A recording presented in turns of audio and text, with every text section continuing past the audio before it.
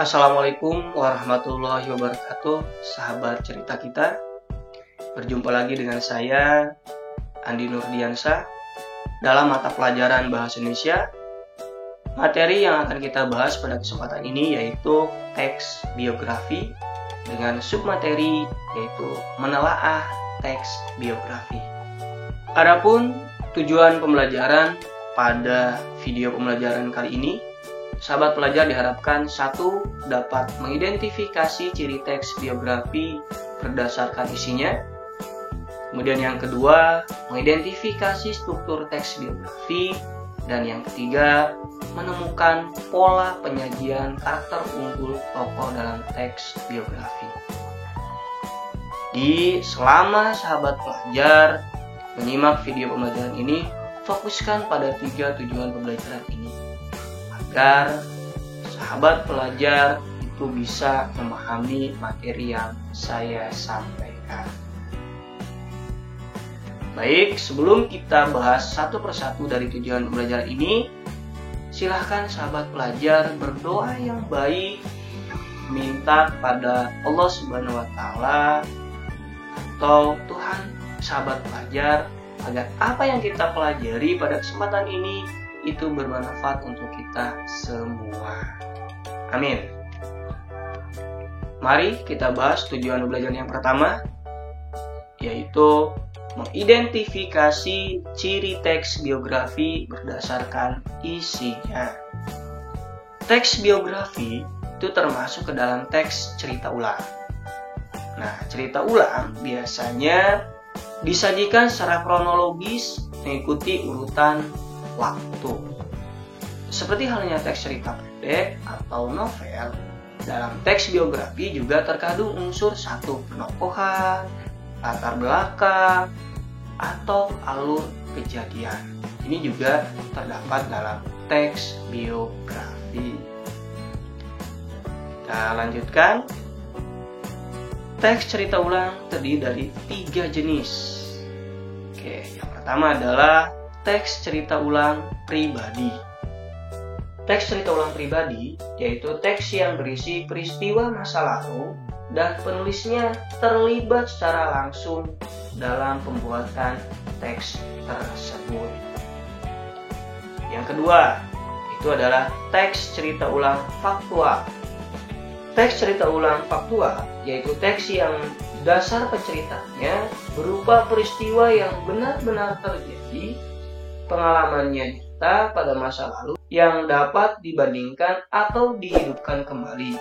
Misalnya yaitu teks cerita ulang sejarah dan teks cerita ulang biografi. Dan yang ketiga adalah teks cerita imajinatif.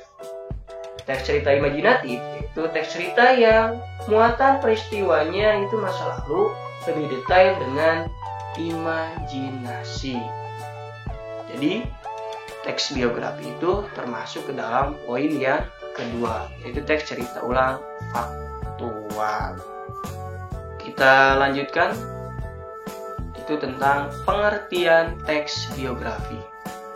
Teks cerita ulang biografi itu berasal dari bahasa Yunani, yaitu bios, yang berarti hidup, dan graphein, yang berarti tulis. Jadi, secara sederhananya, teks biografi itu adalah tulisan tentang hidup seseorang. Namun secara pengertian penuhnya, teks cerita ulang biografi adalah salah satu teks cerita ulang faktual yang mengisahkan riwayat hidup seseorang yang ditulis oleh orang lain. Ya, pahami nih, di sini ada kata ditulis oleh orang lain. Karena nanti akan kita bahas juga teks autobiografi. Oke, kita lanjutkan ke materi selanjutnya, yaitu ciri teks biografi. Ciri teks biografi yang pertama adalah biografi dibuat berdasarkan informasi fakta serta disajikan dalam bentuk narasi. Oke, saya berikan bold pada kata fakta, ya, karena ini akan berhubungan dengan ciri yang kedua, yaitu faktual atau fakta. Nah, faktual atau fakta ini didasarkan pada pengalaman hidup seseorang yang diceritakan dalam tokoh biografi tersebut. Nah, di poin yang kedua juga saya berikan bold pada kata pengalaman. Nah, ini ada berhubungan dengan ciri yang ketiga. Pengalaman yang bagaimana? Yaitu pengalaman hidup seorang tokoh dalam menghadapi masalah-masalah yang dihadapinya sehingga dapat menjadi seseorang yang sukses dan dapat dijadikan teladan bagi orang lain yang membacanya. Oke ya, ini ciri dari teks biografi. Kita lanjutkan. Nah, kita bahas sekarang teks autobiografi. Apa sih teks autobiografi itu? Teks cerita ulang autobiografi adalah teks cerita yang memuat riwayat hidup seseorang yang ditulis oleh orang itu sendiri.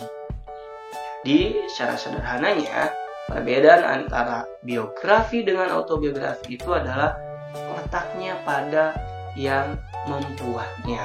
Kalau biografi ditulis oleh orang lain, sementara autobiografi ditulis oleh dirinya sendiri.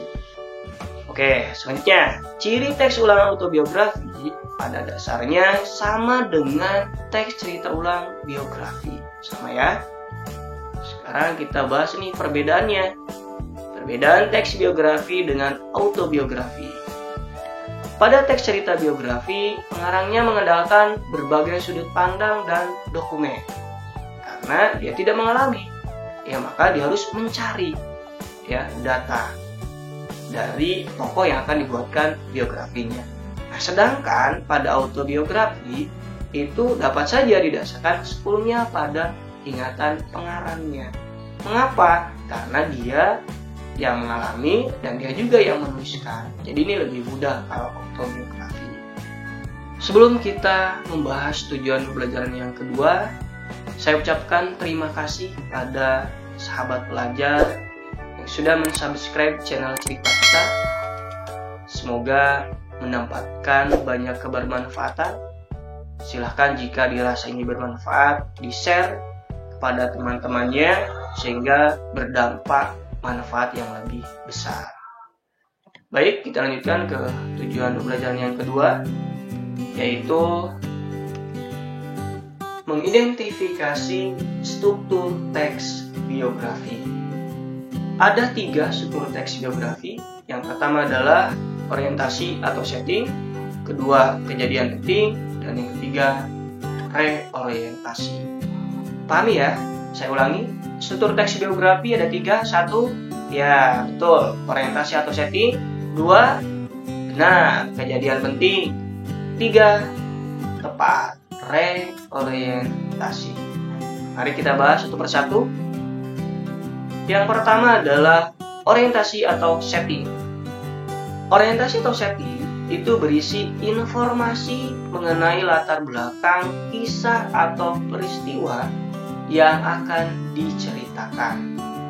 Ya, sehingga selanjutnya itu membantu pendengar dan membaca mendapatkan informasi baru dari seorang tokoh yang dibuatkan biografinya. Nah, informasi yang seperti apa? Informasi yang dimaksud adalah berkenaan dengan siapa, kapan, di mana, dan bagaimana. Oke, ada poin penting nih dari orientasi ini. Jadi, ketika kita akan memahami sebuah teks biografi, maka munculkan pertanyaan ini, yaitu siapa, kapan, di mana, dan mengapa. Dengan 4 pertanyaan itu, maka kita akan mudah untuk memahami isi dari teks biografi yang kita baca. Struktur yang kedua, yaitu kejadian penting. Nah, kejadian penting itu berisi rangkaian peristiwa yang disusun secara kronologis menurut urutan waktu yang meliputi kejadian-kejadian utama yang dialami tokoh. Dalam bagian ini mungkin pula disertakan komentar-komentar pencerita pada beberapa bagiannya. Jadi di sini si pembuat biografi itu bisa memberikan komentar dari kejadian-kejadian yang dialami oleh tokoh yang dibuatkan biografinya. Yang ketiga, reorientasi. Nah, reorientasi itu berisi komentar evaluatif atau pernyataan kesimpulan mengenai rangkaian peristiwa yang telah diceritakan sebelumnya. Nah, bagian ini sifatnya opsional ya, bisa ada atau bisa juga tidak ada dalam sebuah teks biografi. Tujuan pembelajaran yang ketiga yaitu menemukan pola penyajian karakter unggul tokoh dalam teks biografi. Pola penyajian teks biografi itu dapat dilihat dari satu, alurnya. Nah, alur di sini kita tahu bahwa alur cerita itu ada alur maju, alur mundur, atau alur maju mundur. Nah, misalkan contohnya teks biografi dibuat dalam bentuk alur maju. Itu isinya misalkan berisi dari peristiwa masa lalu ke masa kini. Misalkan diceritakan seorang tokoh itu mulai dari dia lahir, ya, kemudian sekolah, kemudian dia mencari pekerjaan, mendapat pekerjaan, dan setelah itu dia membuat perusahaan, kemudian dia menjadi sukses atau menjadi orang yang terkaya di dunia. Nah, itu berarti perjalanannya menggunakan alur maju. Yang kedua, sudut pandang penceritaan. Nah, sudut pandang penceritaan biasanya kan bisa menggunakan sudut pandang orang pertama, orang kedua, atau orang ketiga. Nah, rata-rata biasanya kalau biografi itu menggunakan sudut pandang orang ketiga. Ya. Selanjutnya, gaya penceritaan. Nah, gaya penceritaan itu dilakukan dengan cara deskriptif naratif atau gabungan antara deskriptif naratif dengan dialog. Meskipun jarang ya kita temukan teks biografi itu gaya penceritaannya dengan deskriptif naratif dan dialog. Itu kebanyakan deskriptif naratif. Dan yang keempat adalah fokus penceritaan. Nah, fokus penceritaan ini misalkan fokus penceritaannya itu pada perjalanan karir saja atau pada pendidikannya saja. Jadi ketika kita akan membuat sebuah biografi, kita fokuskan pada apa nih? Misalnya pada pendidikannya. Karena dia misalkan meraih banyak gelar, ya, ini bagaimana nih perjalanan pendidikannya? Mulai dari misalkan dia TK, SD, kemudian SMA, saja ke perguruan tinggi. Ya, dan perguruan tingginya dia mengambil beberapa jurusan sehingga dia mempunyai banyak gelar. Jadi fokus di situ saja. Atau pada prestasinya saja. Misalkan nih kita akan membuat biografi B.J. Habibie yang prestasinya misalkan dia membuat pesawat terbang. Nah, kita fokus di situ. Bagaimana nih perjalanan B.J. Habibie sehingga dia bisa membuat pesawat terbang. Baik, itu yang bisa disampaikan. Semoga bermanfaat. Terima kasih sudah menyimak video pembelajaran ini. Assalamualaikum warahmatullahi wabarakatuh.